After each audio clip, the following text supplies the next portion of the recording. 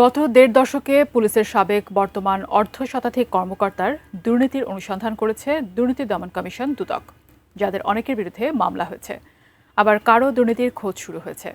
দুদক চেয়ারম্যানের সঙ্গে সাক্ষাৎ শেষে এই প্রসঙ্গে পুলিশ প্রধান বাহারুল আলম জানিয়েছেন, হুট করে এই সমস্যার সমাধান সম্ভব নয়। পুলিশ সংস্কার কমিশনের সুপারিশ বাস্তবায়নে প্রতিষ্ঠানটির দুর্নীতি কমতে পারে বলেও মন্তব্য তার।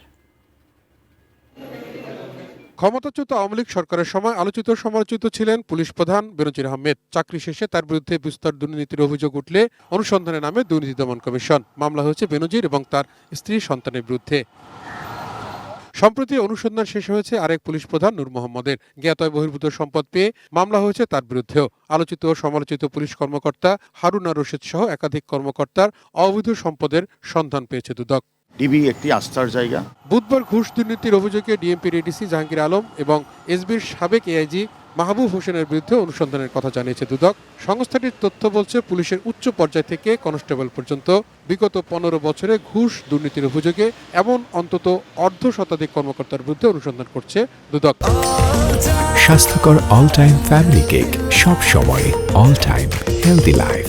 সরকারকে একটা প্রস্তাবনা দিয়েছি ইন্ডিপেন্ডেন্ট পুলিশ কমিশনের ওইটার প্রতি আমরা খুব আশান্বিত যে ওটা হলে কিছুটা আপনার আমাদের ফাংশনাল ইন্ডিপেন্ডেন্স যদি হয় কাজ করার ব্যাপারে, অনেককে সব কিছু তো ইন্টার রিলেটেড।